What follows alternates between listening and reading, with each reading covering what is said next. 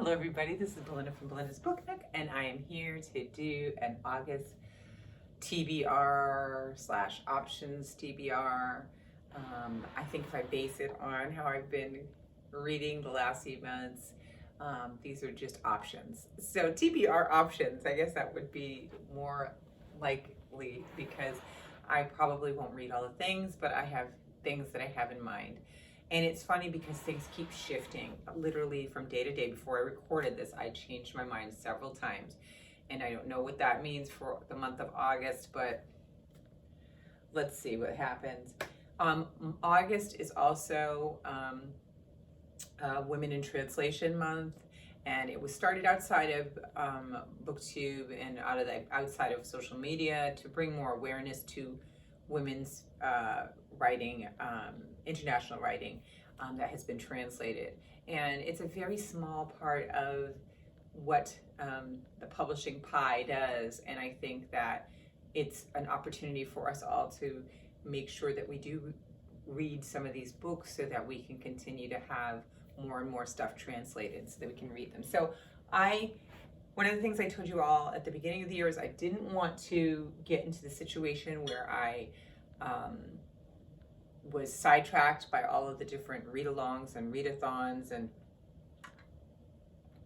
whatnot, and I'm really trying to stick to that. So I looked on my shelf so that I wouldn't buy anything, and I have a good amount of books to choose from, and but then I had a couple that I hadn't, one in particular that I'm going to show you today. Two, actually, I've had a very long time on my shelf that I haven't read.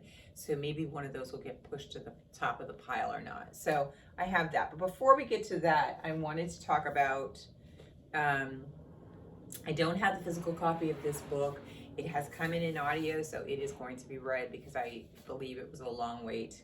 And it will be a long wait to get it again. And it just came out this year, and it's called The Personal Librarian, and it's by Marie Benedict and Victoria Christopher Murray.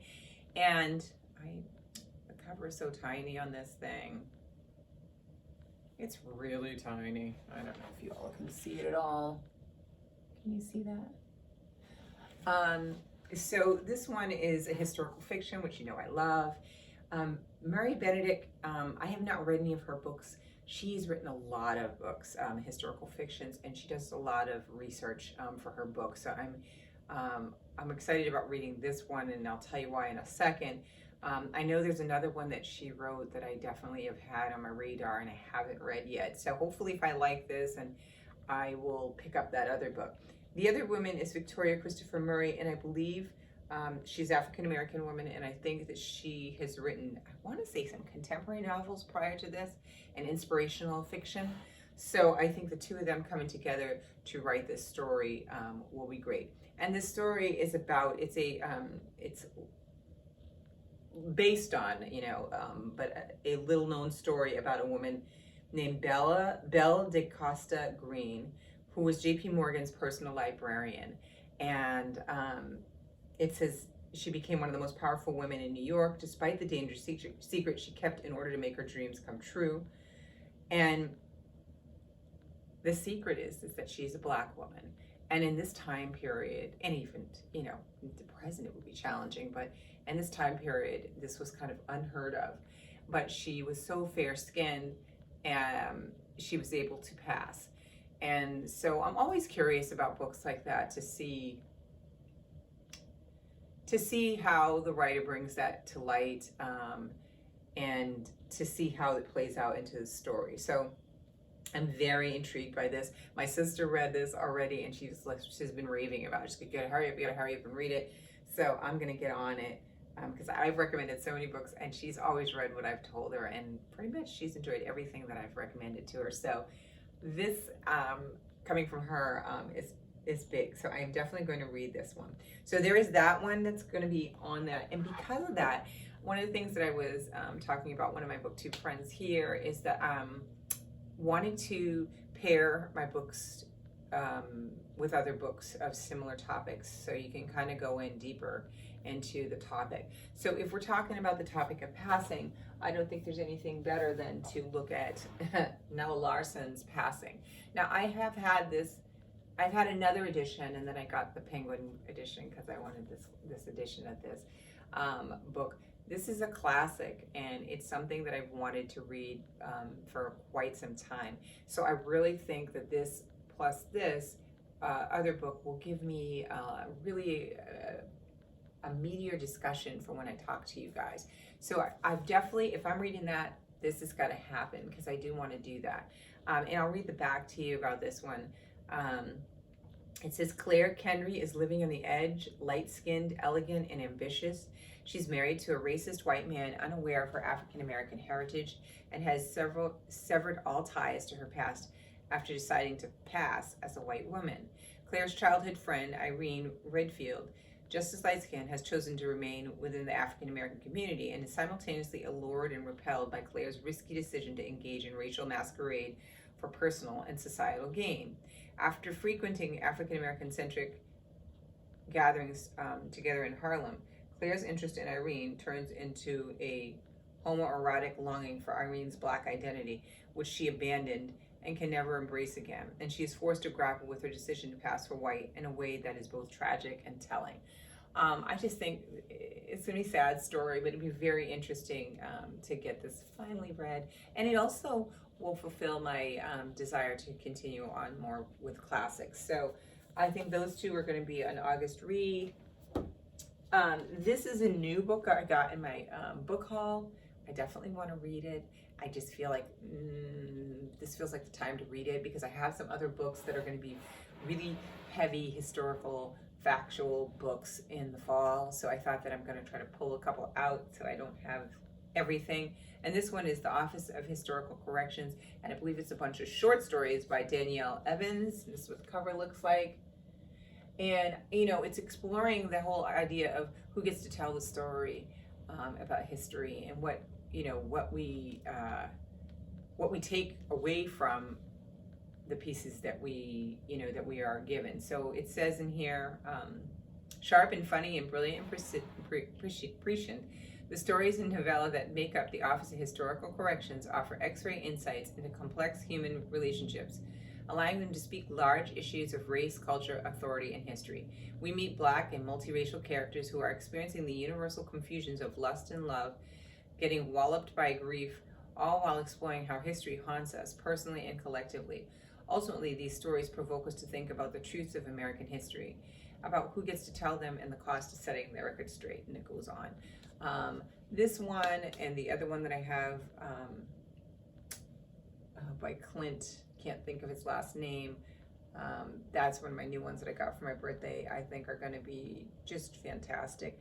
I am fascinated with history. I was so turned off as a child with history, and so I didn't really pursue reading anything until I became an adult. And when I started to get more access to other sources for history, I began to become much more interested. And I'm always interested in hearing what people have to say, because I think that sometimes we think like history is so fixed, or I feel like, I think one of the historians I had read in one of the books that I was reading was saying that, you know, history is still kind of evolving, and it's not that it's changing from whatever it was, it's just we're learning more, and we're learning to look at things differently, and we're also able to look at things in the context of when it happened, and to be more complete about what was really happening, and not so narrow-minded. So I'm real curious to see what this one brings. So this is one that I want to read. Now, for my options for the Women in Translation, depending upon which one I pick, I may get one or two in, probably one, right? So let's be for real. So I have this book, which I've had forever, and it's talked about all the time, and it's Elena Ferrante's My Brilliant Friend. I know everybody keeps hearing about this, so I probably don't need to read about it, but she's got several books to this. I think it's a series. Like, I think she did maybe 3 or 4 books. I don't know if it tells it in here, but this is one that I wanted to read and I have never read. So it's from Italian to English, and I'm really hoping this year maybe I'll get to it. it slips through. I always think I'm gonna pick it up and then I don't. And I always feel for some reason this is gonna be a great summer one. I don't know why, but that's an option, right? This other one I showed you guys, a while back. Still haven't read it. It's The Hairdresser of Harare, and it's by Tendai Huku. And this one is about two different hairdressers. I think it's set in Zimbabwe, and it gives you an opportunity to take a look at friendship and jealousy and aspects of the society. I just think it would be a great book to learn a lot more about the culture. I don't know much, and I haven't read that many authors from that region, so I think this would be great. And let's just look at the cover. Remember, we're showing you guys the cover for the lab, and then look, there's a little pick on the spine. I love it. So this is one, and it's not too big, right? So that makes it a good possibility, right? Another one that I've had forever, and I have 2 to 3 books by this author, and it's Elif Shafak. This is The Bastard of Istanbul. I've wanted to read this one for a very long time. I've owned it. This could be the book that I read. Let's see, it says here, as an Armenian American living in San Francisco, Armanoush feels like part of her identity is missing and that she must make a journey back to the past, to Turkey, in order to start living her life.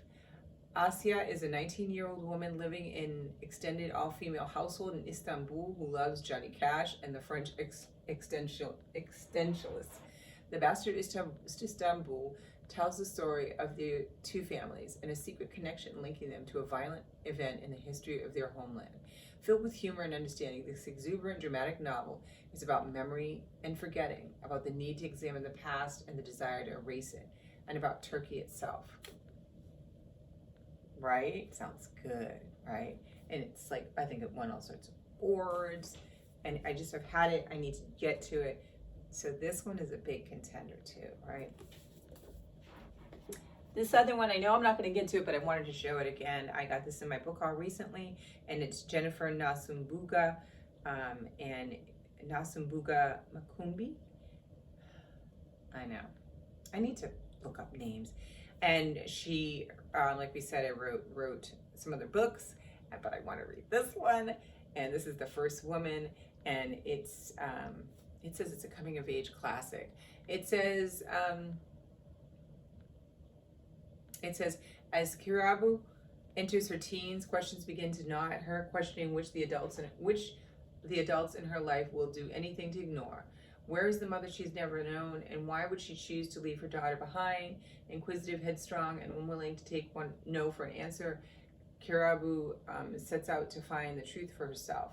Her search will take her away from the safety of her prosperous Ugandan family, plunge her into a very different world of magic, tradition, and the haunting legend of the first woman. So Kintu was the first book that I came across with hers, which I haven't finished, but it was amazing start. And I have Manchester Happened as another book as hers, so that also could be an option. But let's look, right?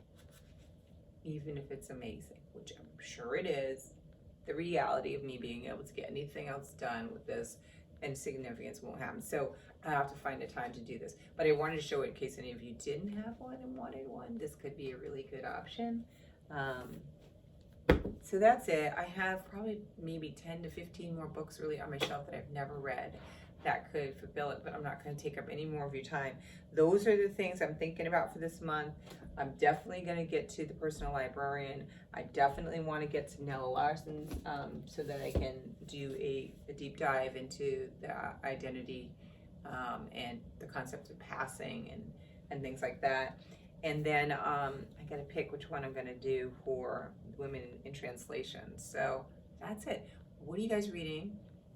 Have you read any of these? Recommend to me some women in translation, preferably if you can get some women of color. I would love that. Let me hear what you guys are doing. And I'll talk to you soon anyways. Bye.